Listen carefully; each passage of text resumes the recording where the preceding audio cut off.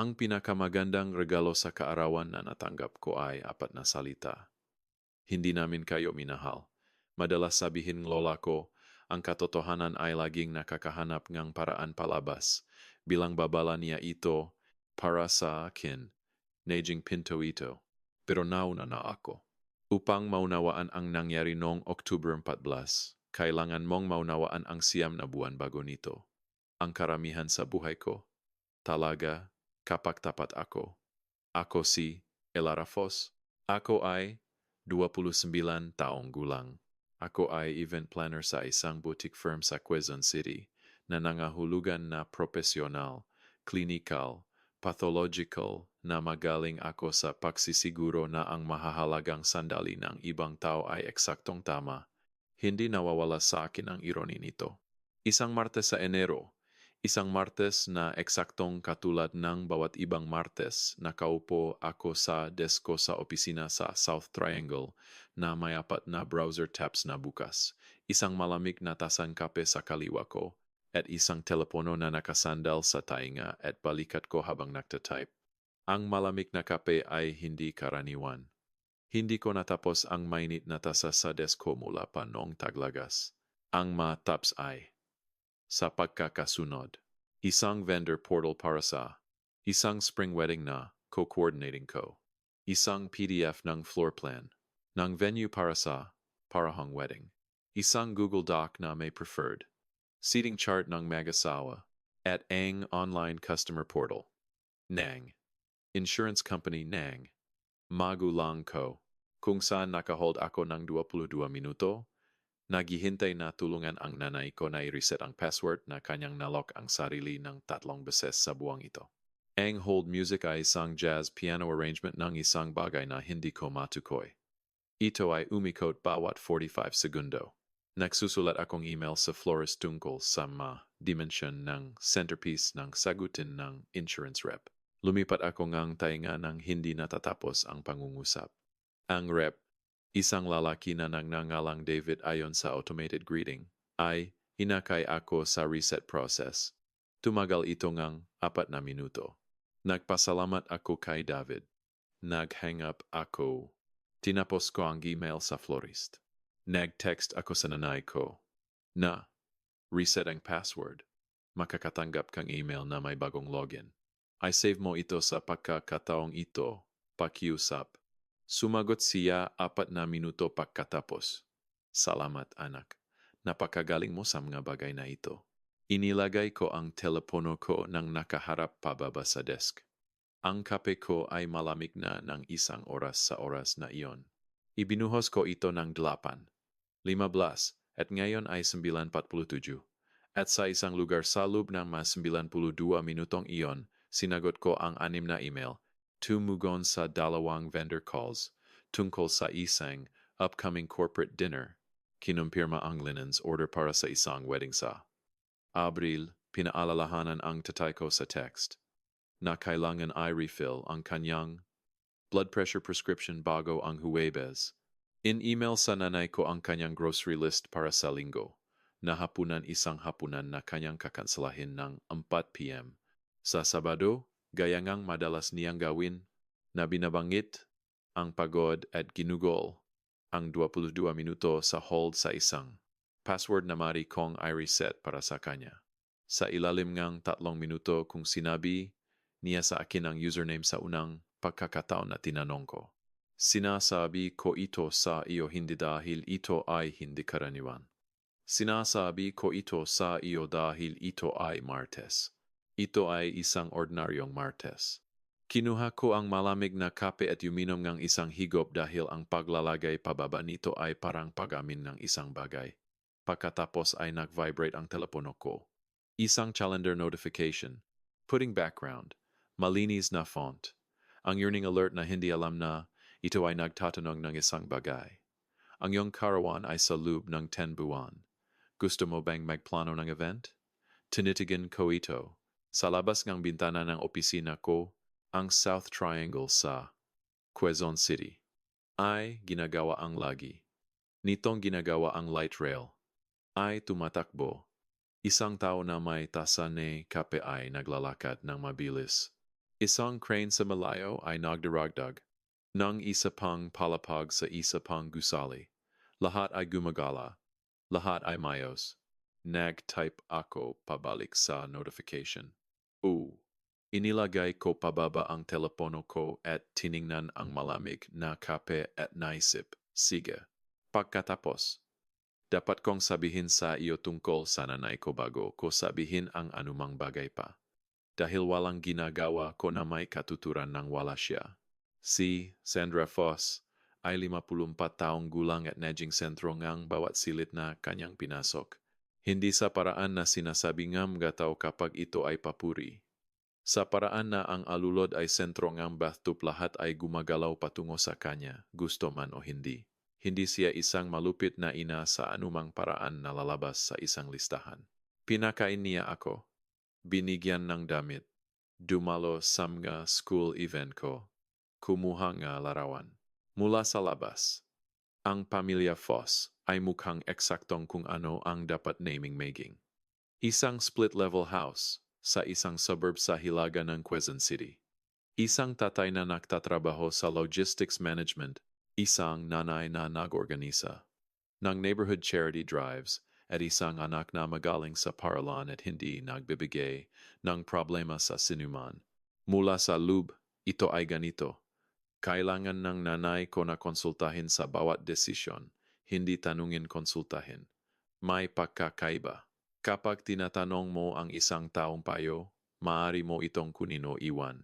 Kapag kailangan ng isang tao na konsultahin, ang desisyon ay hindi nangyayari nang wala sila. Ang pagpili ko ang kolehiyo, ang unang apartment ko, ang trabaho ko, ang kulay ng mga dingding ng kusina ko, kung kailangan ko ang parking garage o kung ang street parking ay mayos. Ako ay 22 ang unang pagkakataon na gumawa akong desisyon na hindi niya na preview. At ang katahimikan na natanggap ko ng 3 araw pagkatapos hindi galit lang kawalan. Ang partikular na tahimik ng isang babae na inaalis ang kanyang init upang ipakita kung gaano kalamig nang wala siya ay sarili nitong uri ng edukasyon. Mabilis akong natuto. Karamihan sa mga tao ay natuto. Ang tatay ko, si Ray, ay 55 at may demeanor ng isang lalaki na nagdesisyon noon pa na ang pinaka-epektibong tugon sa kanyang asawa ay horizontal agreement. Hindi siya masamang tao. Mahal niya ako sa paraan na totu pero tahimik at, higit sa lahat, walang depensa. Sinabi niya sa akin na matalino ako. Dumalo siya sa mga graduation ko. Siya rin, sa loob ng 29 na taon, ay hindi kailanman tumingin sa nanay ko sa gitnang isang bagay at sinabi, sapat na. Ang katahimikang iyon ay sarili nitong uringang pagpipilian. Tinawagan ko si Jess Morales. Nang gabing iyon mula sa apartment ko sa Maginhawa, na naka-cross-legged sa couch ko na may baso ng alak sa dilim ngang. Enero laban sa mga bintana. Si Jess Morales ay 30 taong gulang, naging best friend ko mula nang mapunta kami sa parahong study group sophomore year ng kolehiyo, at constitutionally incapable ng pagkunwaring mayos ang isang bagay kapag hindi ito. Isa ito sa mga bagay na pinakamamahal ko tungkol sa kanya, at isa sa mga bagay na ginagawang minsan nakakapagod ang aming pagkakaibigan sa aking 20s ng ang pagkunwaring mayos. Ang bagay ay pangunahing coping mechanism ko. Tinanong niya kung paano ang araw ko. Sinabi ko sa kanya, ang insurance call, ang grocery list, ang linggo na hapunan na kakansalahin sa Sabado, ang malamig na kape. Tahimik siya sandali. Pagkatapos ay sinabi niya, alam mo ba ang bagay na iyon kung saan patuloy kang nagbubuhos mula sa isang tasa? Sinabi ko na alam ko ang bagay. Sa ilang punto, hangin na lang ang binubuhos mo, sabi niya. Literal. Naubusan ka na at ginagawa mo pa rin ang galaw dahil hindi mo alam kung paano huminto. Tiningnan ko sa labas ng bintana ang streetlight sa aking block. Isang moth ay umiikot dito sa mabagal, determinadong loops. Ginagawa ang parahong walang silbi na bagay ng paulit-ulit na may malaking commitment. Nag-set ako ng birthday reminder. Ngayon, sabi ko, hindi talaga iyon ang pinag-usapan ko, sabi ni Jess. Alam ko, sabi ko. Pero may kaugnayan ito. Tinanong niya kung anong uri ng party ang inisip ko. Sinabi ko sa kanya na hindi ko pa napagpasyahan pero alam kong ito ay sa akin. Hindi sa atin, hindi ngang pamilya sa akin. Sinabi niya sige. Sinabi niyang tunog itong amuti. Hindi niya tinanong kung ano ang ibig kong sabihin sa pagkakaiba. Alam na niya, iyon ay Enero. Ang kaarawan ko ay sa Oktubre. May 10 buwan ako. At gagamitin ko ang lahat ng mga ito. Hayaan mong sabihin ko sa iyo tungkol sa 3 Thanksgiving, 3 promosyon, 3 linggo na hapunan kung saan umalis ako sa bahay ng magulang ko at umupo sa sasakyan ko sa driveway, nila ng buong minuto bago simulan ang makina na tinitignan ang garage door, ginagawa ang math kung ilan pa ang natitira sa akin. Hindi kita dadalhin sa lahat ng mga ito. Lang ang nga mahalaga. Ang una ay 3 taon na ang nakalipas. Ako ang nai-organisa ng Thanksgiving ng taong iyong pinleno ang menu. Inorder ang manok mula sa isang lokal na farm sa Antipolo dahil minsan sa pesing nabanggit ng nanay ko na mas gusto niya ang heritage breeds. Nagmaneho ng 40 minuto. Round trip upang kunin ito. Binrine ito overnight. Kinudina ang side dishes sa 2 tiya. Inayos ang mesa na may magandang linen. 22 tao. Ang uring pagkain na. Kung ibang tao ang gumawa, ang nanay ko ay magsasalita tungkol dito sa loop ng mga linggo. Natatapos na namin ang main course nang tumingin ang nanay ko pababa sa mesa sa akin at sinabi, sa boses na ginagamit niya kapag siya ay mapagbigay, napakalaking ginhawa na sa wakas ay nakahanap si Elara ng isang bagay na stable. Hindi ako sigurado na makakahanap siya. Ngumiti siya sa tiya sa tabi niya. Tumango ang tiya ang paraan ng gataw na tumango kapag hindi sigurado kung ano ang kanilang sinasang-ayunan pero ayaw malaman. Ipinasok ko ang sweet potato casserole. Hindi ko sinabi. Nagtatrabaho ako mula ng 22 ako. Hindi ko kailanman na-miss ang renta. Na-promote ako ng 2 beses. At inorganisa ko ang buong pagkain na ito habang hawak din ang buong client week sa trabaho. Hindi ko sinabi ang alimansam ga iyon. Pinuno ko ang baso ang tubig ang isang tao at binago ang paksa at mamaya sa sasakyan ko sa driveway nila. Umupo ako ng 58 segundo bilang ko bago ko pinaandar ang susi. Ang pangalawang insidente ay 14 buwan na ang nakalipas isang Martes na gabi.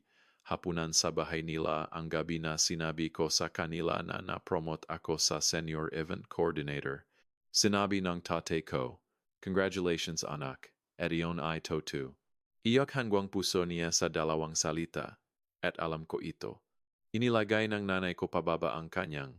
Tinidor at tiningnan ako na may partikular na ekspresyon na isinusuot niya kapag siya ay tungkol ng i-reframe ang isang bagay para sa aking kapakinabangan. Siguraduhin mo lang na ang trabaho ay hindi maging buong personalidad mo, anak, sabi niya. Maaring makita ngang nga lalaki na nakakainis ang ganitong uring bagay. Ako ay 28 taong gulang. Hindi ako humingi ng opinyon niya tungkol sa mga lalaki. Sa partikular na sandaling iyon, hindi ako nag-iisip tungkol sa mga lalaki.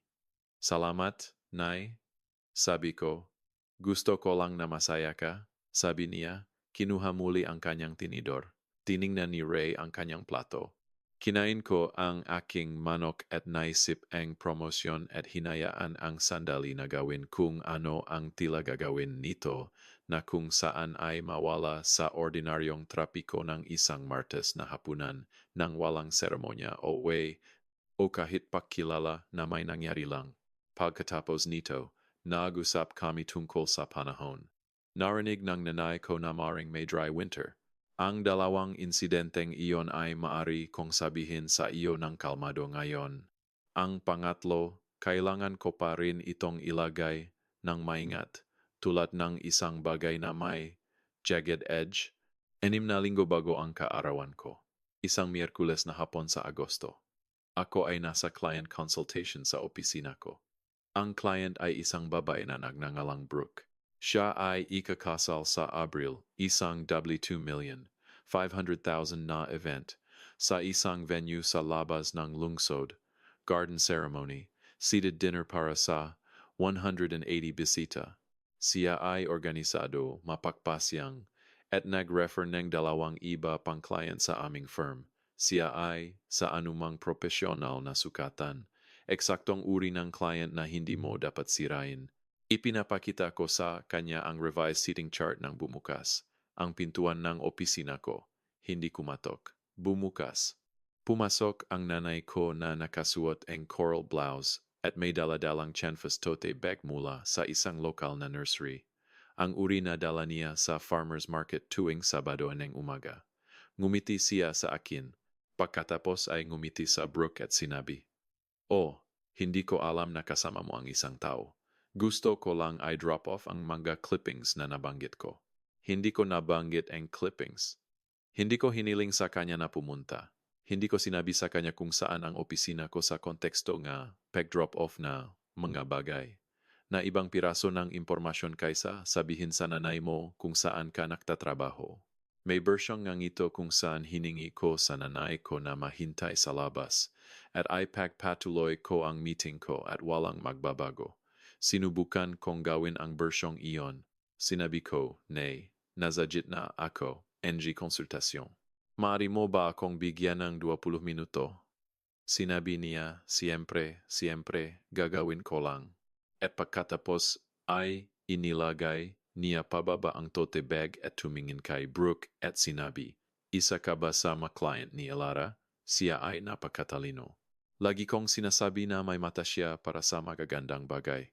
Sa iyo ba ay wedding?" Ginawangang anak ko ang wedding ng anak ng kapitbahay namin 2 tag-init na ang nakalipas. Maganda ito. May malarawan ako sa telepono ko kung gusto mo. Magalang si Brooke. Maganda ang look ni Brooke. Umupo si Brooke sa loop na 4 minuto habang ipinapakita ng nanay ko sa kanya ang larawan ng isang wedding na hindi niya hiningi na makita. At pagkatapos ay umalis ang nanay ko ng mainit, masaya, na pinisil ang balikat ko sa paglabas at sinabi na makikita niya ako sa linggo. Ako at si Brooke ay umupo muli sa tapat ni Brooke at sinubukang ay reorient. Inilipat ni Brooke ang natitirang bahagi ngayon meeting sa susunod na linggo upang masuri niya ang ilang bagay. Tinawagan niya ang susunod na Lunes upang ipaalam sa amin na nakdesisyon siyang pumunta sa ibang direksyon sa kanyang event planning. Eksampel ay 2,500,000. Nawala. 2 oras pagkatapos MPEG drop-off and nanay ko and clippings na hindi ko hiningi. Umupo ako sa ganito ng matagal pagkatapos ng tawag. Hindi ang pera ay business loss at ang mga negosyo ay may mga loss. Ang inupuan ko ay ang partikular na kalidad ng kung ano ang nangyari. Hindi dumating ang nanay ko sa opisina ko upang saktan ako. Dumating siya dahil gusto niyang makita ako at constitutionally incapable siya ng paghihintay at ang posibilidad na maring may nangyayari sa akin ng 2:30 sa isang Miyerkules na hapon na mas mahalaga kaysa sa kanyang pagdating ay hindi sa anumang tunay na paraan pumasok sa kanyang isip. Hindi siya dumating upang sirain ang isang bagay.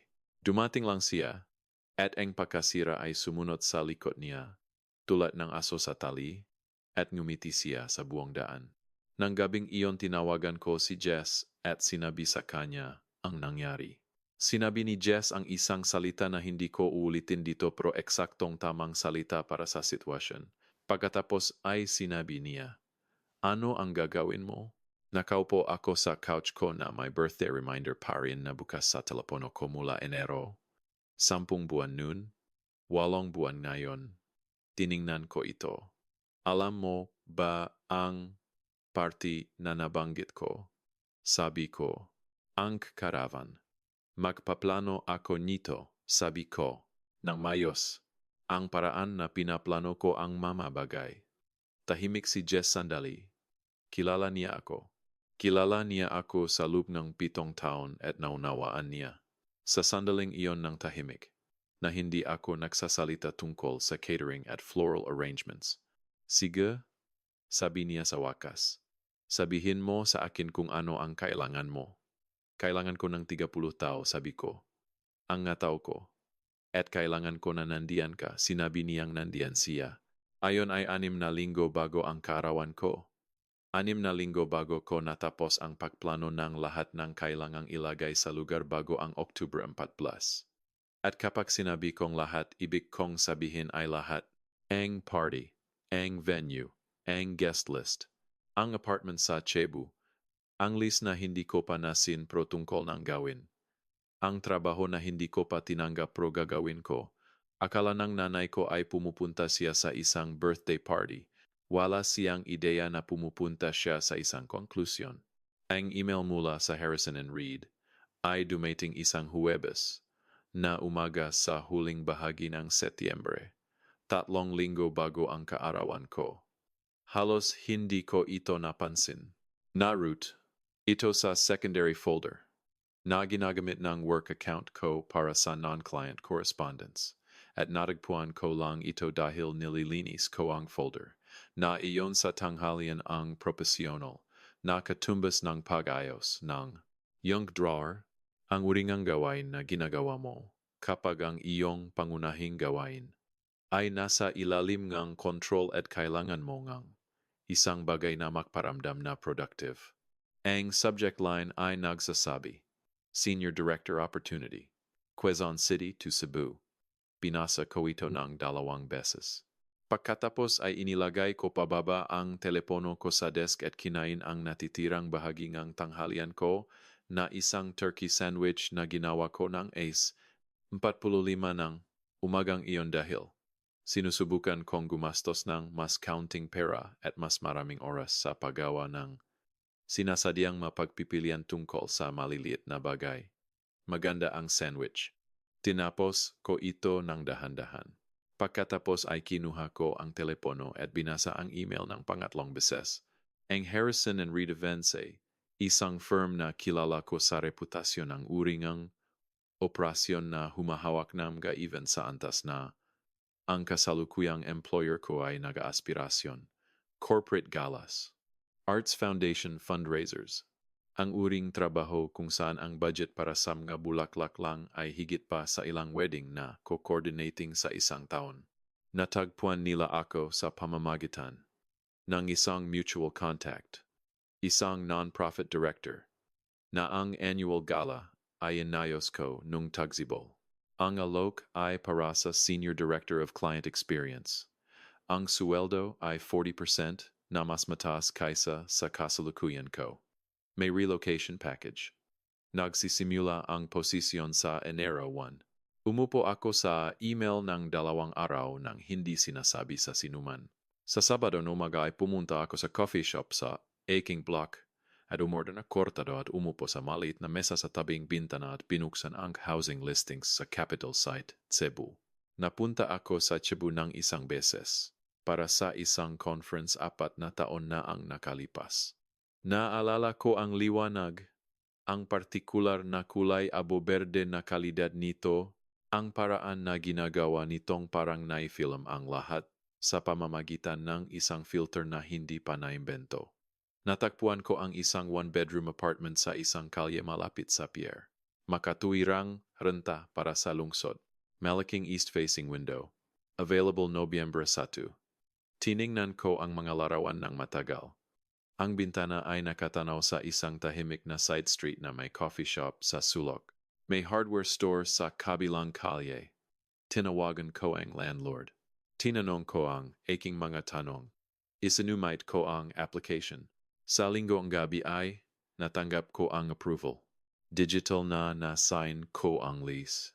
Isinumite ang deposit at isinulat ang Cebu address sa planner ko sa ilalim ng isang bagong pahina na pinamagatang lang. Susunod, sa Lunes ng umaga ay tinawagan ko ang Harrison and Reed at tinanggap ang posisyon. Pagkatapos ay tinawagan ko si Jess. Tahimik siya ng sapat na akala ko ay nawala ang tawag. Pagkatapos ay sinabi niya, lilipat ka sa Cebu. Enero. Tinanggap mo ang isang trabaho sa Cebu at sinasabi mo sa akin 4 na araw pagkatapos ng katotohanan. Kailangan kong mag-isip. Kailangan mong mag-sign ng lease at tanggapin ang job offer bago mo gawin ang pag-uusap. sabi niya. Hindi akusasyon lang, katotohanan. Ang paraan ni Jess sa paghahatid ng karamihan sa mga bagay. Iyon din, sabi ko. Isa pang pause. Narinig ko siyang naglalagay ng isang bagay. Sa counter nagluluto siya, marahil. Nagluluto siya kapag pinoproseso niya ang nga bagay. Okay ka ba? Sabi niya. Sa tingin ko, mas mabuti ako kaysa okay, sabi ko. Sa tingin ko hindi pa ako sanay. Tinanong niya tungkol sa party. Sinabi ko sa kanya kung ano ang iniisip ko. Ang venue ay isang wine bar sa Tomas Morato na nagdodouble bilang private events sa weekend evenings. Na-scout ko ito 2 buwan na ang nakalipas. Ako ay event planner. Napapansin ko ang mga venue ng parang. Napapansin ng ibang tao ang sapatos. Ang private room ay humahawak ng comfortable ng 35 tao, may sariling entrance mula sa side street, magandang acoustics, low lighting, isang bar na nagdodouble ng wine flights at isang maliit na food menu. Ang uring lugar na parang pag-aaring mataong nasa loob nito, hinding kung sino man ang nag-book nito noong huli. Ipinadala ko ang deposit noong Agosto. Nakumpirma ang room para sa Oktubre 11, isang Sabado, alas 7 ng gabi. Ang guest list ay 10 tao. Bawat isa sa kanila ay sa akin. Ang makasamahan ko mula sa firm. Ang kaibigan kong si Marcus, na itinuturing ng nanay ko na bad influence dahil minsan ay sumalungat siya sa kanya sa isang dinner party at hindi humingi ng tawad. Ang mga kaibigan ko sa kolehiyo na si Priya at Dana, na nakatira sa Antipolo at matagal, nang humihingi sa akin na magplano ng pagbisita. Ang kapitbahay kong si Gerald mula sa ikalawang palapag, na 67, retired, naglalakat ng aso niya sa harap ng pintuan ko tuwing 7. 15 ng umaga at laging kumatok ng 2 beses kung hindi ko pa kinuha ang mail ko. Si Sandra at Ray ay nasa listahan. Bilang nga bisita. Hindi bilang co-hosts, hindi bilang organizers, hindi bilang nga taong ang mga opinion sa venue ay hiningi ko o hihilingin. Nga bisita, inaanyayahan mo siya, sabi ni Jess, hindi tanong. Oh, bakit? Naisip ko kung paano sasagutin. Dahil kung hindi ko siya aanyayahan, sabi ko, gugugulin ko ang natitirang buhay ko sa pagtatanong kung ano ang mangyayari kung ginawa ko. At dahil gusto kong nga saksi, inilagay ni Jess pababa ang isang bagay sa counter muli. Mga saksi, sabi niya. 30 taon na kilala ako, sabi ko.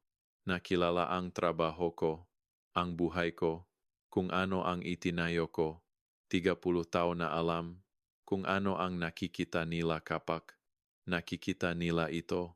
May partikular na kalidad sa kung ano ang inilalarawan ko na hindi ko sinabi ng malakas dahil hindi ko kailangan.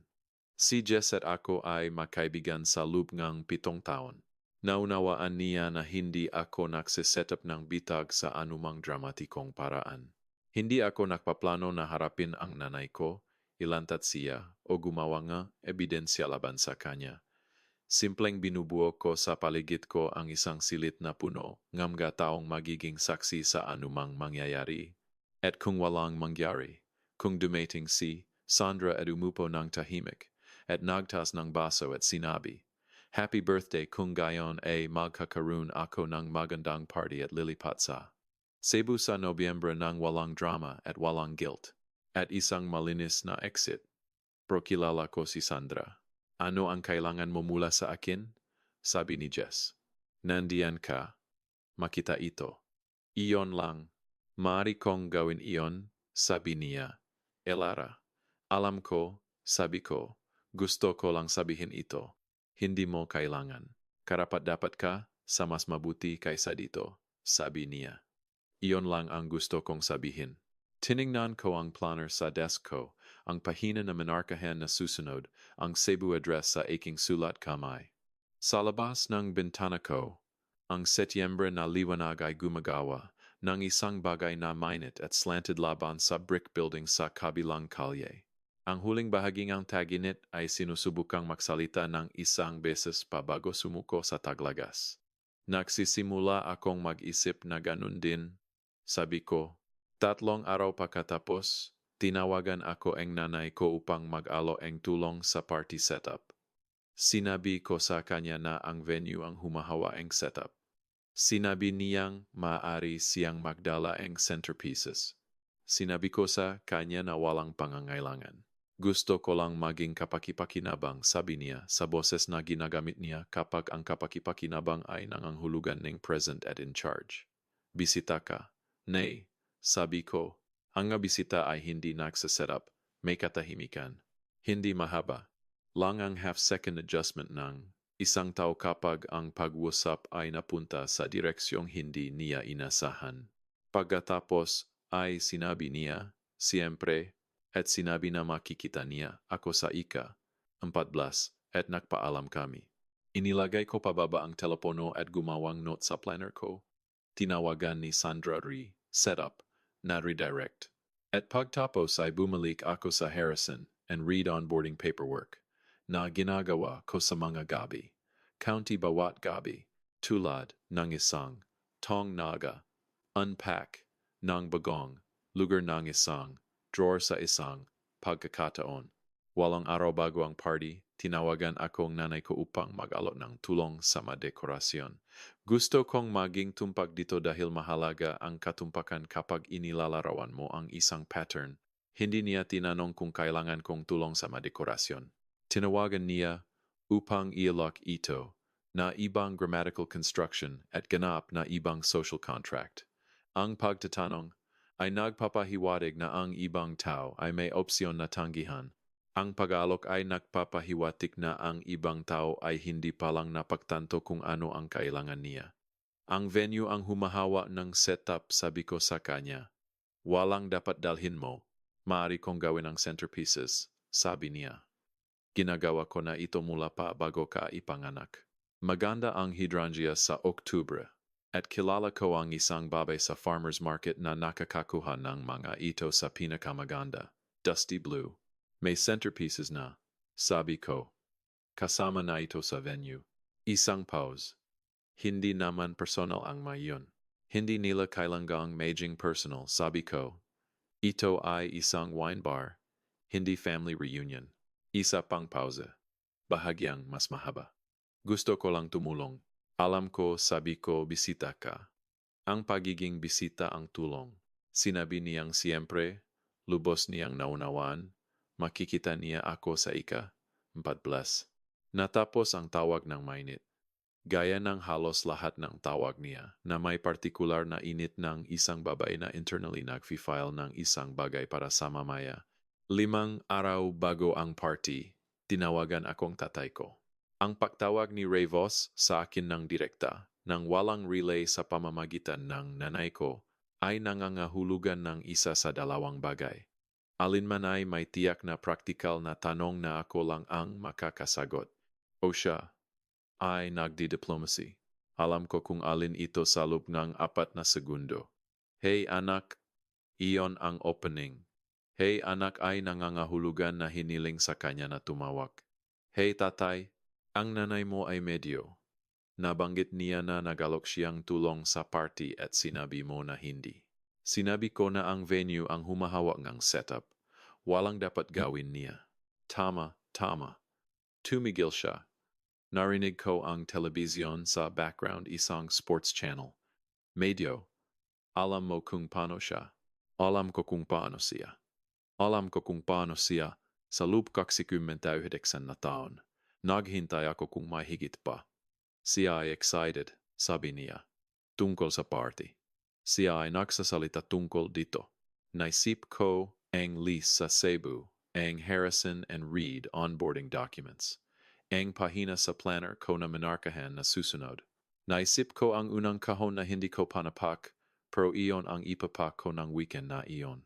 Naisip ko ang nanay ko na nagsasalita tungkol sa party sa kanyang mga kaibigan, marahil inilalarawan ito bilang isang bagay na kasali siya sa pakplano, ang paraan niya sa paglalarawan ng karamihan sa mga bagay na ginagawa ko. Natutuwa ako na siya ay excited, sabi ko. Makakaroon siyang magandang oras. sabi ni Ray. Magkakaroon siya. Isa pang pause. Okay ka ba? Ito ang bersyon ni Ray pagsasabi ng isang bagay. Hindi niya masabi. Ang mas malaking bagay hindi niya kailanman magagawa pero maaari niyang itanong ang mas maliit na bagay at ibig sabihin ang mas malaking isa. At natuto ako sa paglipas ng taon na marinig ito para sa kung ano ito. Sinabi ko na maayos ako. Sinabi niya mabuti. Nagpaalam kami. Pagkatapos kong maghangap, tumayo ako sa kusina ko sandali na iniisip ang tatay ko tungkol sa 29 na taon ng sideways diplomacy at smoothed edges at alam mo kung paano siya. Tungkol sa lahat ng mga pagkakataon na ang mas malaking bagay ay hindi nasabi dahil ang pagsasabi nito ay mangangailangan ng uringang tapang na wala siya o hindi niya pinaniniwalaan na mayroon siya na nakakahalaga ng parehong bagay. Mahal niya ako. Siya rin, sa buong buhay ko, ay mas minahal ang kanyang kapayapaan. Hindi ko eksaktong alam kung ano ang gagawin dito. Inilagay ko ito sa isang shelf at iniwan ito ron. 2 araw bago ang party, sinubukan niya ng isang beses pa. Ang tawag na ito ay iba. And helpful tone ay naroon pa rin consistent ang nanay ko pero sa ilalim nito, kung alam mo kung ano ang pakinggan, ang magilid ay bahagyang nahiwa-hiwalay. Ang paraan ng tela kapag hinila sa parehong direksyon ng masyadong mahaba. Gusto niyang malaman ang guest list. Hindi lahat sabi niya. Lang para makaroon ng sense kung sino ang naroon. Sinabi ko sa kanya na karamihan ay mga tao mula sa trabaho at ilang college friends. Tinanong niya kung naroon si Marcus. Sinabi ko Gumawa siyang maliit na tunok, hindi eksaktong hindi eksaktong salita na nagpahayag ng kanyang opinyon tungkol kay Marcus nang hindi technical na ipinahayag ito. Pagkatapos ay tinanong niya tungkol sa mga speeches. May program ba? Sabi niya. May nagsasabi bang isang bagay? Dapat ay may toast? Walang formal program, sabi ko. Ito ay isang party. Ang mapamilya ay nagsasabi ng isang bagay sa makarawan, sabi niya. At ang boses niya ay bahagyang nagbago. Ang paraan ng isang susi na nagbabago kapag sinusubukang hanapin ang lock. Ito ay natural lang. Maari akong magsalita ng ilang salita. Walang elaborate. Nay. Sinabi ko ang pangalan niya sa paraan na hindi unkind pero hindi negotiable. Hindi iyon ang uring party. Ang katahimikan na sumunod ay 3 segundo ang haba. Alam ko dahil binilang ko ang paraan ko sa pagbibilang ng mga bagay kapag kailangan kong manatili sa katawan ko at labas ng ulo ko. Sige, sabi niya sa wakas. Makikita kita sa Sabado, sabi ko. 7:00 gabi. Nandiyan kami, sabi niya. Pagkatapos kong mag-hang up, isinulat ko sa planner ko. Pangalawang tawag, Ray. Party control. Na-redirect. Pagkatapos ay isinulat ko sa ibaba nito, sa mas maliliit na letra, isang note sa sarili ko. Natatakot siya sa isang bagay. Iyon ang ito. Inisip ko ang sinabi ni Ray sa akin 6 na araw pagkatapos, na hindi ko pa alam na darating, pero nararamdaman ko na sa mga tawag. Hindi kalupitan takot. Ang nanay ko ay nagbuo ng kanyang pagkakakilanlan sa paligid ng pagiging kailangan sa mga taong mahal niya. At may isang bagay na nangyayari sa kanyang anak na nararamdaman niya pero hindi niya mapangalanan tulad ng pagbabago sa air pressure bago ang panahon. Hindi niya makita ang chebulis, hindi niya makita ang job offer. Makikita lang niya ang isang birthday party na hindi siya hiningan na tulungan sa pagplano. Isang guest list na puno nga taong hindi niya kilala. Isang anak na patuloy na sumasagot nang mainit sa kanyang nga tawag at walang sinasabi sa kanya. Hindi ako naawa sa kanya, pero naunawaan ko siya. Na ibang bagay. Sa gabi bago ang party nagpak, ako ng isang kahon, isa lang. Mga libro na hindi ko kailangan sa susunod na buwan. Isang dakot nga mga nobela na matagal ko nang balak basahin muli, isang koleksyon na mga sanaysay nga isang manunulat na gusto ko, ang photography book na hiniram sa akin ni Gerald mula sa 2 palapag-6 na buwan na ang nakalipas at kailangan kong ibalik bago ako lumipat. Tinupi ko ang flaps at pinatakbo ang tape sa itaas at isinulat sa gilid sa itim na marker. Cebu Books. Inilagay ko ito sa tabing pintuan sa harap kung saan makikita ko ito sa umaga, tahimik ang apartment ko. Ang kalye sa labas ay ginagawa ang karaniwang bagay nito sa gabi bago ang Sabado. Ilang tawa mula sa bar 2 blok ang layo. Isang sasakyan na may mataas na musika na dumadaan. Gumawa akong tasang-taan na hindi ko tinapos at umupo sa couch at iniisip ang wala sa partikular. Nang 10:15, natulog ako. Natulog ako ng 8 oras ng diretso na kung alam mo kung ano ang mangyayari bukas, maaring tunog kakaiba, pero nagplano ako ng 10 buwan. Lahat ng kailangang gawin ay tapos na. Na-sign ang lease. Tinanggap ang trabaho. Na-clear ang deposit sa venue noong Agosto. Nakumpirma ang guest list, nandiyan si Jess. Walang natitira upang ihanda. Pinatay ko ang ilaw at isinara ang mamata ko at hinayaan ang Sabado na dumating. Dumating ako sa venue ng 6:15. Hindi nagsisimula ang party hanggang 7, pero ako ay event planner at ang pack-dating ng 45 minuto. Nang maga sa isang venue ay hindi isang bagay na ginagawa ko ng sinasadya. Ito ay higit na parang reflex. Ang paraan ng ilang tao na suriin ang stove ng 2 beses bago umalis ng bahay. Nilakad ko ang silid. Private entrance sa side street eksaktong naalala ko. Mainit na overhead lighting. Hindi masyadong maliwanag ang uri na nagpapamukha sa matao na parang sarili nila sa isang magandang araw. Ang playlist ko ay tumatakbo na sa speaker. Ipinadala ko ito sa venue manager noong nakaraang linggo. Ang wine flights ay na-stage sa bawat mesa. 4 na baso sa isang hilera. Ang card ay sinulat ng kamay ng isang tao sa kanilang staff. Lahat ay nasa kung saan ito dapat. Tumadyo ako sa hitna ng Jesilid sandali at tiningnan ito. 31 upuan sa palihid niyan 5 mesa. Ang sa akin ay nasa mesa 3, nakaharap sa pintuan, dahil lagi kong inilalagay ang sarili ko kung saan makikita ko ang entrance isa pang profesional na ugali na tumigil akong eye of taon na ang nakalipas. Amoy ngang kahoy at kandila at isang bagay na bahagyang floral mula sa kusina ang silid. Sa labas, ang ingay ngang kalye sa Tomas Morato ay dumating bilang mababang bulong. Isang lungsod na ginagawa ang kanyang Sabadong gabi. Ito ay sa akin. Binuo ko ito mula sa walaang paraan na binuo ko ang lahat. Isang kumpirmadong detalye sa isang pagkakataon, isang deposit na na-clear, isang email na nasagot. Ginawa ko ito para sa ma-event ng ibang tao sa loob ng 7 taon. Ginawa ko ito para sa sarili ko ng isang beses. Inayos ko ang isang baso ng alak na hindi kailangang ayusin at pumunta upang maghintay sa pintuan. Dumating sila sa paraan ng aking mangdaw palagi, sa pares at trio, bahagyang hindi sigurado, sa silid hanggang makita nila ako, at pagkatapos, agad na hindi na. Dumating muna si Marcus, na nagulat sa akin dahil si Marcus ay constitutionally opposed sa punctuality.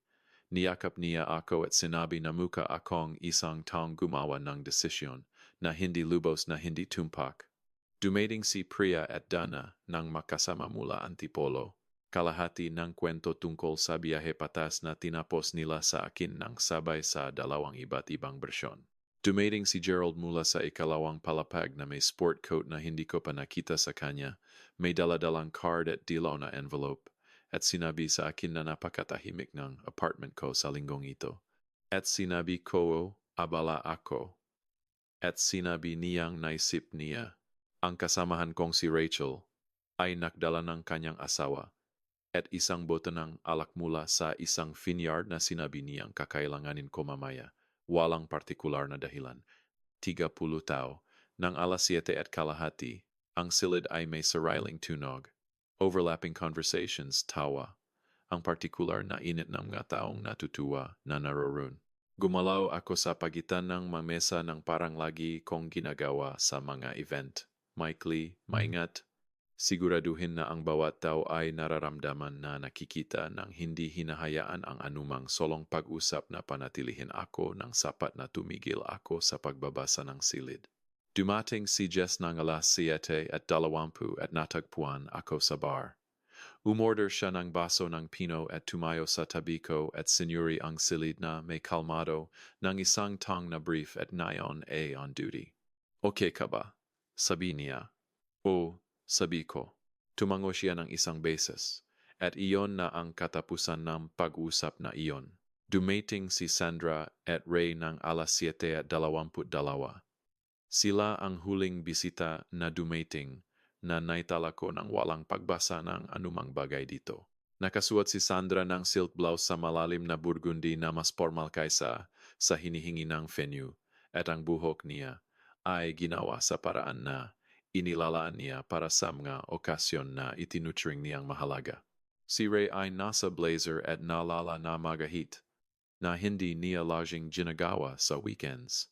Pumasok ang nanay ko at ang mga mata niya ay gumalaw sa silid ng parang lagi niyang ginagawa sa anumang bagong espasyo mabilis, naga-katalog, nagahanap siyang mga taong kinikilala niya. Wala siyang natakpuan, walang isang mukha na kilala niya, walang isang tao na tumingin sa kanyang pagpasok. Ang silid ay hindi nakreorganisa sa sarili sa paligid ng kanyang pagdating ng parang ginagawa ng gasilid na sanay siya. Pinanud ko itong mangyari. Pinanud ko ang kanyang ngiti na mag-adjust ng bahagya nandun pa rin, mainit pa rin, lang bahagyang na-recalibrate. Natakpuan ako agad ni Ray at niyakap ako ng mayos. Ang paraan ng yakap ng tatay ko sa akin kapag kaming dalawa lang, at hindi niya kailangang i-perform ito para sa sinuman. Happy birthday, anak, sabi niya sa balikat ko.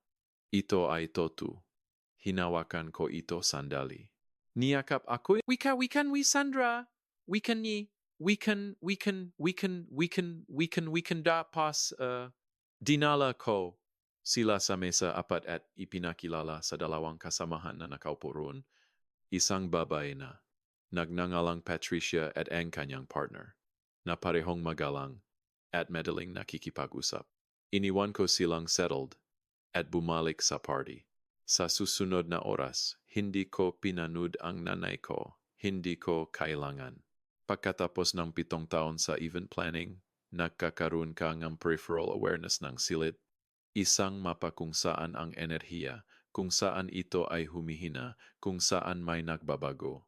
Ang nanay ko ay nasa mesa apat at ang enerhiya roon ay kaya-aya pero nakakulong. Sinubukan ni Sandra ang ilang pag-usap, karamihan ay maikli. Ang mga tao sa silid na iyon ay kilala ako, kilala ang trabaho ko, ang buhay ko, kung paano ako gumagana. Wala silang shared frame of reference sa nanay ko at wala siyang maya-alok sa kanila maliban sa katotohanan ng pagiging nanay ko na sa silid na iyon, sa gabing iyon, ay hindi isang credential na may bigat. Nakita ko ang kanyang baso en ala na na-refill ng 2 beses. Nakita ko si Ray na inilagay ang kamay niya sa braso niya sa isang punto at sumandal upang sabihin ang isang bagay. Nakita ko siyang tumango at umayos. Nang 8:30, pinutol ko ang unang birthday cake ideya ni Gerald. Kinudina niya ito sa venue nang hindi sinasabi sa akin. Isang maliit na chocolate layer cake na may isang kandila. Dahil sinabi niyang sapat ang isa at ang higit pa ay nagpapakita. Kumanta ang lahat. Hinihipan ko ang kandila. Gumawa si Marcus na toast na 3 pangungusap ang haba at ganap na tumpak na ang tanging uri ng toast na sulit gawin. Nang 8:41 sa aking peripheral vision, nakita ko ang nanay ko na itulak pabalik ang kanyang upuan. Ang katawan ko ay nagrehistro nito bago ang isip ko. Ang makamay ko, na humahawak ng tinidor at maliit na plato, ay tumigil. Hindi stiff tahimik. Ang paraan ng pagtahimik ng isang silid bago ang isang bagay. Tumayo si Sandra. Hindi siya tumapik ng baso. Hindi siya humingi ng atensyon sa isang salita. Simpleng tumayo siya at itinaas ang boses niya. At sa isang silid kung saan 30 tao ay may 30 pag-usap, Ito ay pumutol sa paraan na ang isang tiyak na uring boses ay laging ginagawa hindi dahil ito ay malakas, kundi dahil nagdesisyon ito. Mari ba akong? Mari bang lahat ay maglaan ngang isang sandali? Tinitignan niya ang silid, hindi ako. Ang boses niya ay ang ginagamit niya kapag siya ay tungkol nang sabihin ang isang bagay na kanyang kinumbinsi ang sarili na matapang. Nakaupo ako rito sa buong gabi na nanonood sa lahat na sinasabi kay Elara kung gaano siya kahanga-hanga. At sa tingin ko, masatan, tumigil siya. May isang bagay na gumagalaw sa mukha niya na hindi ko mapangalanan at hindi ko sinubukang gawin. Sa tingin ko oras na para sa kaunting katotohanan. Tunay na katotohanan. Ang uri na utang ng mga pamilya sa isa't isa. Tahimik na ang silid. Ganap. Ang paraan ngam sa silid kapag may nagbabago mula sa pagdiriwang patungo sa isang bagay pa at walang sigurado pa kung ano ang magiging iyon. Tiningnan niya ako noon. Hindi namin talaga kayo minahal, sabi niya. Hindi sa paraang dapat ng isang magulang. Hindi ko alam kung bakit. Naisip ko ito at wala akong sagot. Pero sa tingin ko karapat-dapat kang marinig ang katotohanan. 30 tao, walang tuno. Hindi ko tiningnan si Rai. Tiningnan ko ang nanay ko. Nakatayo pa rin siya. Hawak pa rin ang kanyang baso ng alak. At sa mukha niya, nakita ko ang bagay sa ilalim ng bagay ang takot na nagtatayo sa bawat tawag sa telepono, bawat na-redirect na alok, bawat hindi nasagot na tanong tungkol sa guest list na hindi niya kinikilala. Dumating siya rito upang kunin ang isang bagay pabalik. Tinarget niya ang gitnang silid at binaril. At ngayon ay naghihintay siya kung ano ang mahuhulog. Inilagay ko pababa ang tinidor ko. Inilagay ko pababa ang plato ko, dahan-dahan, nang walang pagmamadali. 3 segundo, tumayo ako. Tiningnan ko siya ng parang tinitingnan mo ang isang bagay na sinusubukan mong makita ng malinaw sa mahabang panahon at sa wakas ay magagawa. Salamat sa katotohanan, sabi ko. Pagkatapos, ay umabot ako sa likod ng upuan ko at kinuha ang jacket ko. Hindi ko isinuot ito. Hinawakan ko lang ito ang paraan mo sa pahawak ng isang bagay kapag alam mong kakailanganin mo ito pero hindi ka tumatakbo. Tiningnan ko ang silid patungo kay Jess. Tinitingnan na niya ako. Hindi namin kailangan ng salita para sa kung ano ang lumipas sa pagitan namin. Magkaibigan kami sa loob ng 7 taon. Naglakad ako patungo sa pintuan. Itinulak ko ito patungo sa side street. At ang Oktubre na hangin ay pumasok malamig at partikular. Amoyng lungsod at isang bagay na nasusunok sa malayo. Magadahon marahil. O isang fireplace sa block ng isang tao. Hindi ako tumingin pabalik. Hindi ko kailangan. Umupo ako sa sasakyan ko ng 5 minuto bago ko ginawa ang anumang bagay pa. Naka-off ang makina. Ang dashboard clock ay nagsasabi ngang 8:57 p.m. Tahimik ang side street. Ang private entrance na venue ay bumubukas sa isang block na hindi masyadong maraming foot traffic sa Sabado ng gabi. Ang karamihan ng aksyon ay nasa main stretch, 2 block ang layo. Bahagyang narinig ko ang musika mula sa bar sa ibaba, isang bagay na may steady beat, hindi malinaw mula sa distansyang ito, tulad ng pulso. Hindi ako umiyak. Hindi nun. Umupo ako na ang mga kamay ko sa kandungan, hindi sa manibela, lang sa kandungan. At tiningnan ko ang brick wall ng gusali sa kabilang eskinita at naisip ang lola ko. Sinasabi niya na ang katotohanan ay laging nakakahanap ng paraan palabas. Naisip ko ang pangungusap na iyon ng daan-daang beses sa paglipas ng mga taon. Kadalasan bilang babala. Isang bagay na dapat maging maingat. Isang paalala na ang mga bagay na pinigilan ng sapat ay sa huli ay tumataas sa kanilang sarili. Pero nakaupo sa sasakyan na iyon sa partikular na tahimik na iyon, naunawaan ko ang isang bagay na iba tungkol dito. Minsan ang paglabas ng katotohanan ay hindi sakuna. Minsan ito ay lang ang huling bagay na kailangang mangyari bago ka makapunta. Naisip ko ang mukha ni Ray. Hindi ni Sandra pinanood ko si Sandra.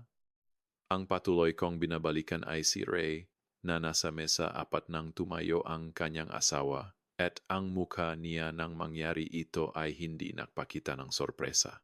Nagpakita itong hitsurang isang lalaki na matagal nang nanonood sa isang partikular na pintuan at sa wakas ay nakita itong bumukas. Hindi eksaktong ginhawa, isang bagay na mas malapit sa pakilalang inevitability. Alam niyang may derating at hindi niya ito pinigilan at iyon ang bagay na inuupuan ko sa dilim ng sasakyan na iyon. Hindi ang bagay na sinabi ng nanay ko, kundi ang bagay na hindi ginawa ng tatay ko na ang mas mahabang kwento, ang isa na bumalik pa at nakakahalagang higit pa. Nagliwanag ang telepono ko sa passenger seat ng 9:04 p.m. Ang pangalan ni Ray sa screen. Pinanood ko itong tumunog. Tumunog ito ng 6 na bisis at pumunta sa voicemail. Nang 9:07 p.m. si Sandra. Pinanood ko rin iyon. Nang 9 p.m. Isang text mula sa kasamahan kong si Rachel na nasa party. Okay ka ba? Saan ka pumunta? Baliw iyon, tawagan mo ako. Nang 9:12 p.m. si Ray muli. Nang 9:18 p.m. isang numero na hindi ko kinikilala na lumabas ng suriin ko mamaya na pinsan kong si Aaron na hindi ko nakakausap sa mas mahusay na bahaging 1 taon at mukhang narinig. Na mula sa 1 taon na nagsabi sa aking ng lahat ng kailangan kong malaman tungkol sa kung gaano kabilis nagsimulang gumalaw ito, sinimulan ko ang sasakyan. Nagmaneho ako patungo sa apartment ni Jess sa isang lugar sa Quezon City na tumagal ng 11 minuto sa oras na iyon. Nagpark ako sa kalye. Pumunta ako pataas. Nasa bahay na siya, umalis siya sa party hindi nagtagal pagkatapos ko na nalaman ko mamaya na hindi ayon sa anumang plano sa pagitan namin kundi simpleng dahil pagkatapos kong lumabas. Ang silid ay naging kakaiba sa paraang ang pananatili ay parang pagpipilian na hindi niya handang gawin. Binuksan niya ang pintuan nang marinig niya ako sa hagdan at hindi siya nagsabi ng anumang bagay na eksaktong tama.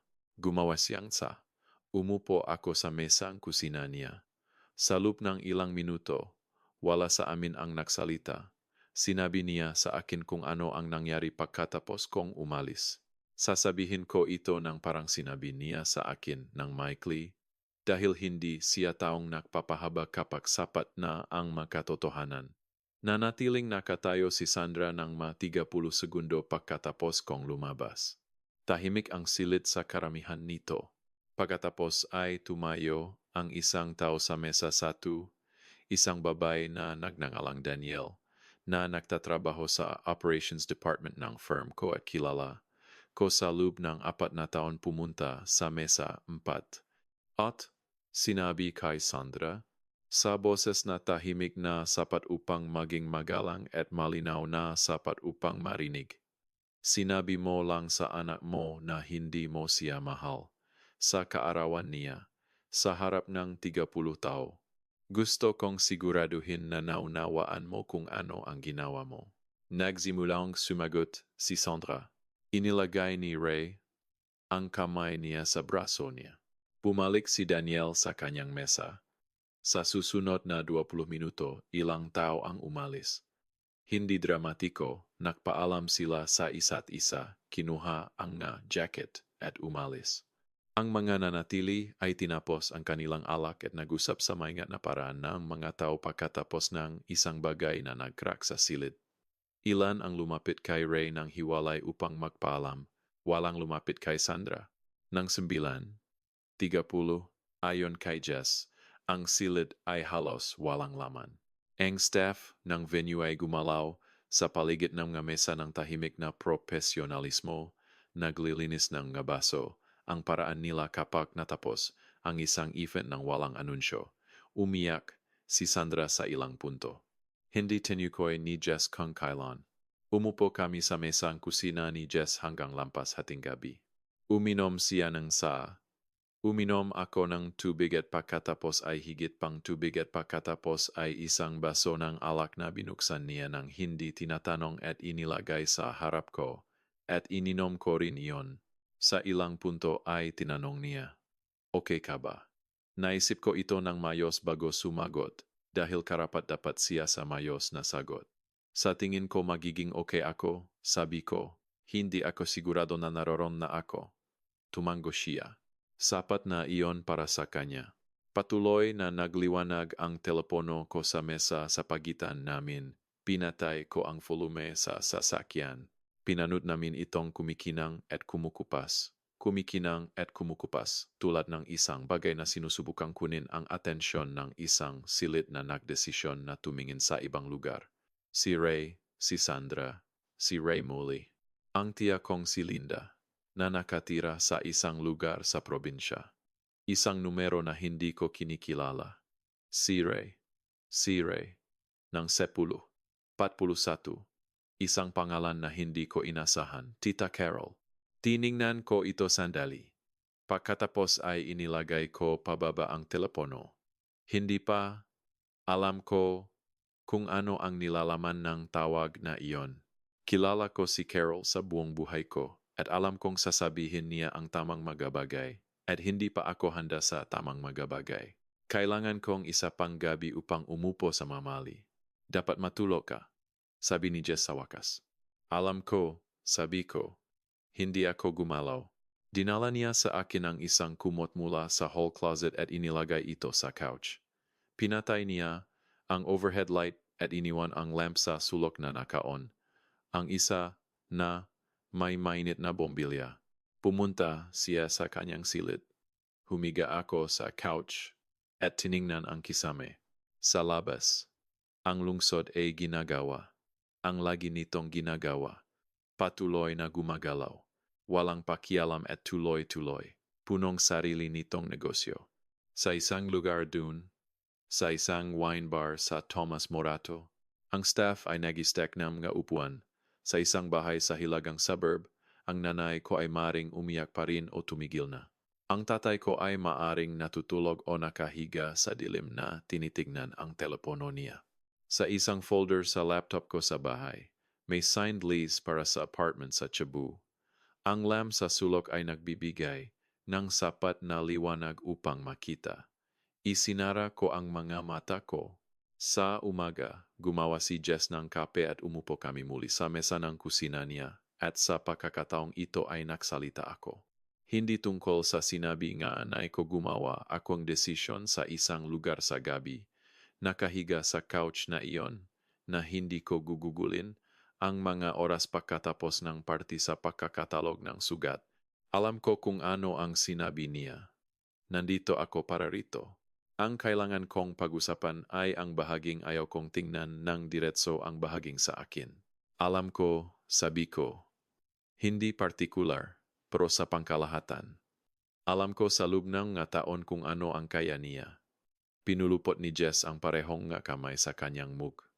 Nanatili ako pa rin, sabi ko, 10 taon ng pananatili.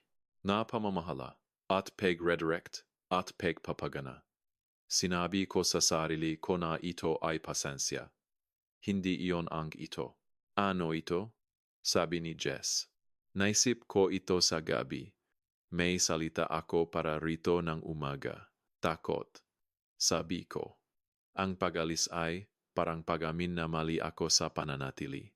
Na nangangahulugan na ang lahat ng ginugol ko sa 10 taon na pamamahala ay magiging sayang. Kaya patuloy akong nanatili upang patunayan na hindi. Tiningnan ni Jess ang kanyang kape. Iyon ay sa akin, sabi ko. Ang bahaging iyon ay sa akin.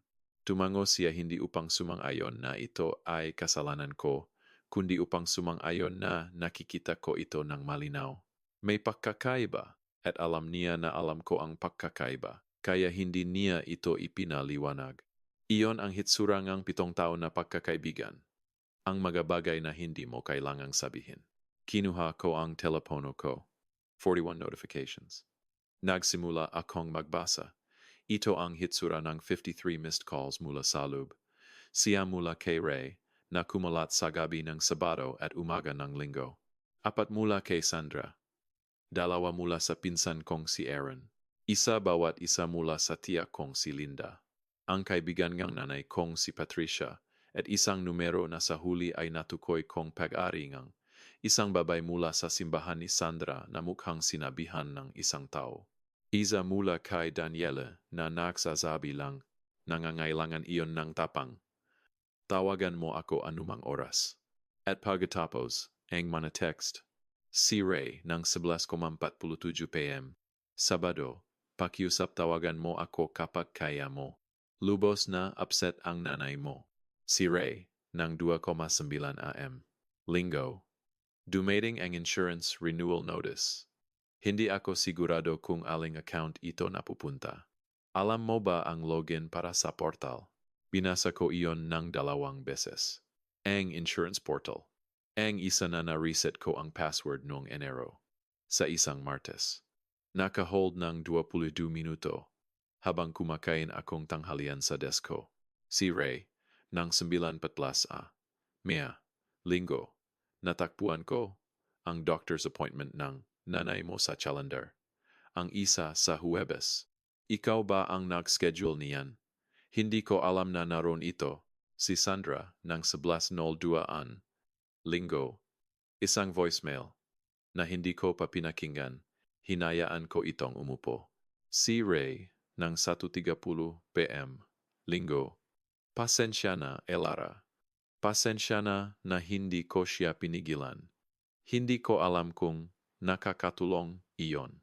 Nakakatulong ito ng kaunti at hindi sapat, na marahil ang pinakatumpak na bagay na masasabi ko tungkol sa karamihan sa kung ano ang inialok sa akin ng tatay ko sa paglipas ng mataon. Inilagay ko pababa ang telepono. Nagbabasa si Jess ng sarili niyang telepono. Binibigyan ako ng espasyo at tumingin pataas. Masama? Sabi niya. Nag-text ang tatay ko ng 2 madaling araw na humihingi ng insurance portal login, sabi ko. Inilagay niya pababa ang telepono niya. Hindi niya alam na umiral ang appointment. Sabi ko, ang isa na isingkeduel ko para sa nanay ko noong Agosto. Natakpuan niya ito sa calendar at hindi alam kung ano ito. Ang bagay tungkol sa text na iyon ang bagay na kailangan kong upuan. Ang bagay na hindi dramatiko at sa paanong paraan ay mas mahirap dahil hindi dramatiko ay ito. Matagal ko nang ginagawa ang mga bagay na iyon, na ang mga taong ginagawa ko para sa kanila ay tumigil ng magrehistro na ginagawa ito. Ang portal, ang appointment, ang prescription reminder, ang grocery list, ang insurance renewal. Wala sama ito ay may pangalan sa aming pamilya. Ito ay lang ang paraan ng pagtakbo ng mga bagay, ang paraan na bumubukas ang init ng walang iniisip tungkol sa furnace. Kailangan nilang mag-isip tungkol sa furnace ngayon.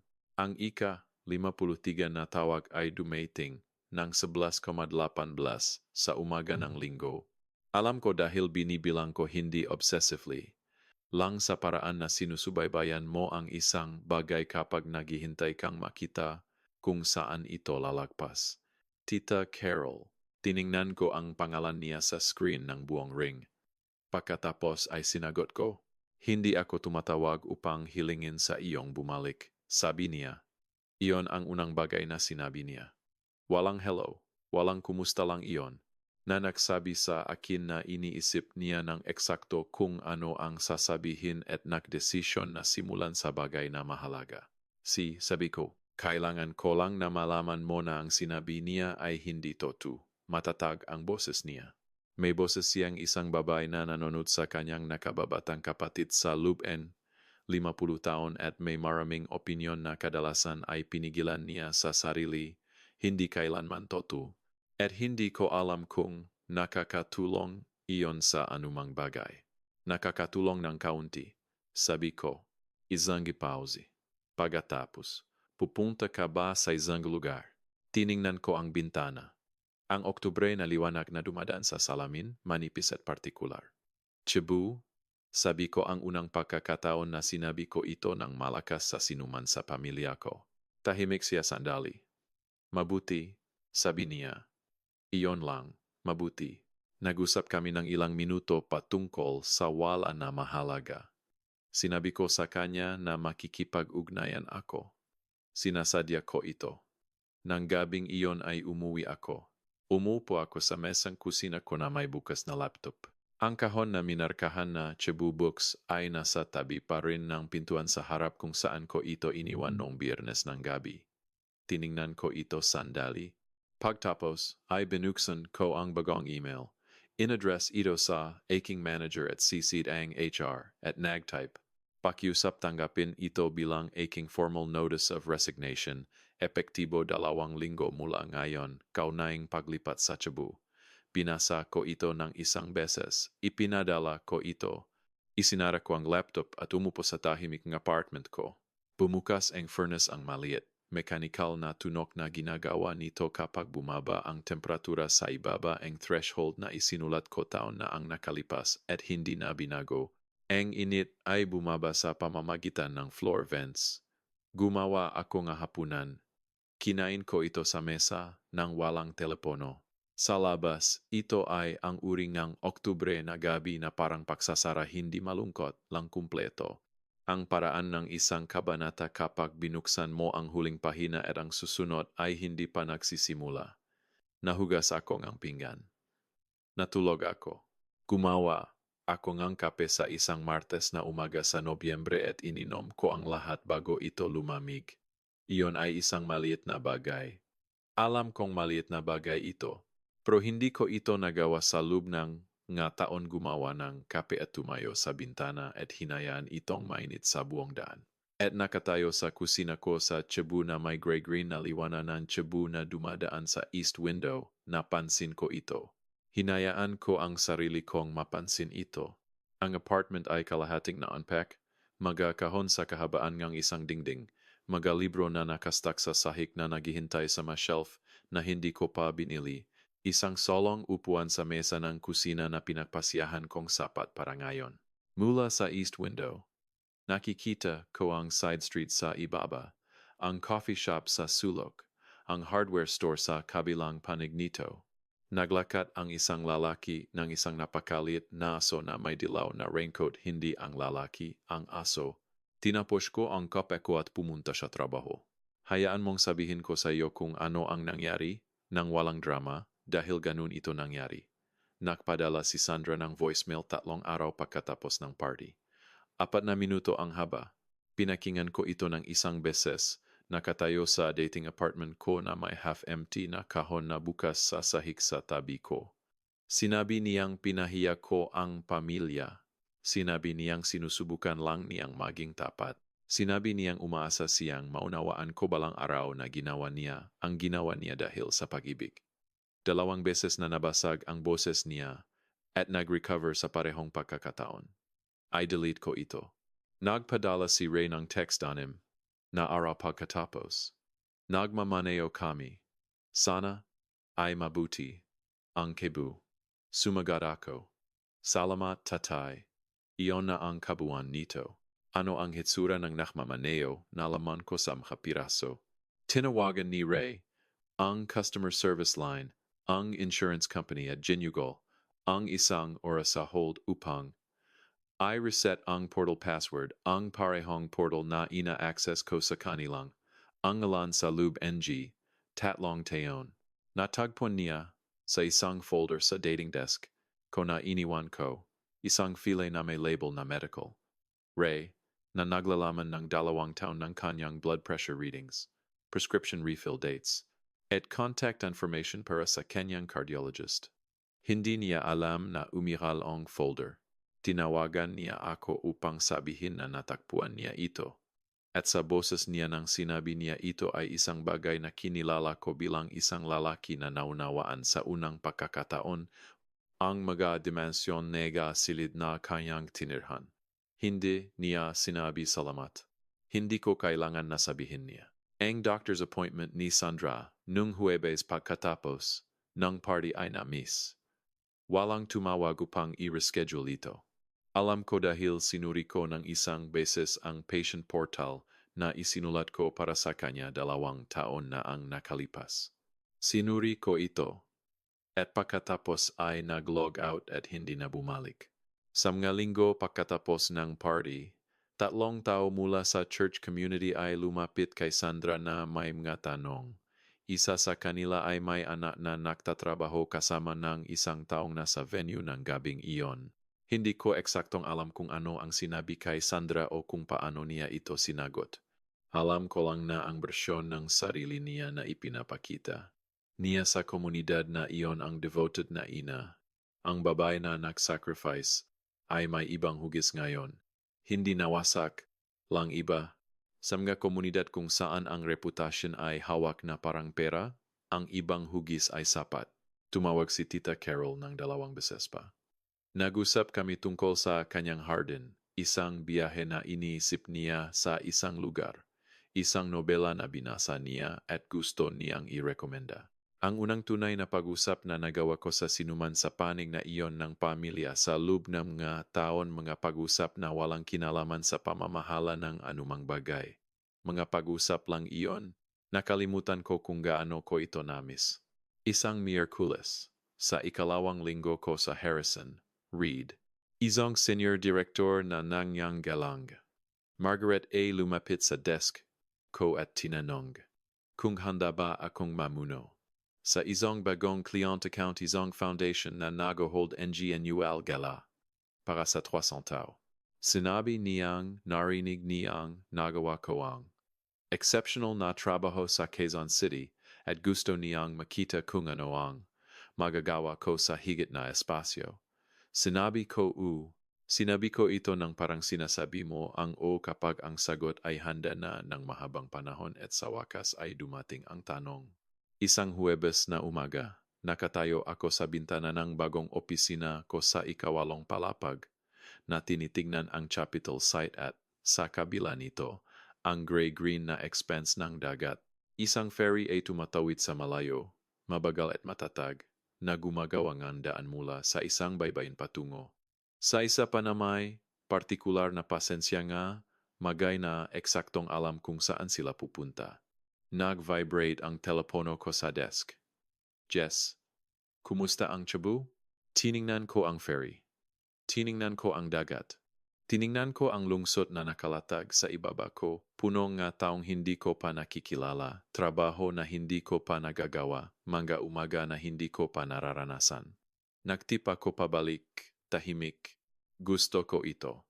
Inilagay ko pababa ang telepono at bumalik sa bintana ng isang sandali pa. Sa labas, ang liwanag ay gumagawa ng isang bagay na komplikado sa tubig, ang paraan ng liwanag sa lungsod na iyon layered at nagbabago. Tulad ng hindi ito makapagpasya sa pagitan ng abo at pilak at patuloy na sinusubukan ang pareho. Pagkatapos ay bumalik ako sa desko at nagtatrabaho. Naisip ko ng marami mula noon tungkol sa sinasabingang lola ko na ang katotohanan ay laging nakakahanap ng paraan palabas. Tama siya. Ginagawa nito. Ang bahaging hindi niya nabanggit, ang bahaging kailangan kong malaman sa sarili ko ay na minsan ang paglabas ng katotohanan ay hindi ang katapusan ng isang bagay. Minsan ito ay lang ang pintong sa wakas ay bumukas. At natuto ako sa mga buwan mula Oktubre 14 na ang tanong na sulit upuan ay hindi kung ano ang nangyayari. Kapag ang mga taong dapat ay mahal ka ay, sa wakas ay nagsabing kung ano ang hindi nila masabi.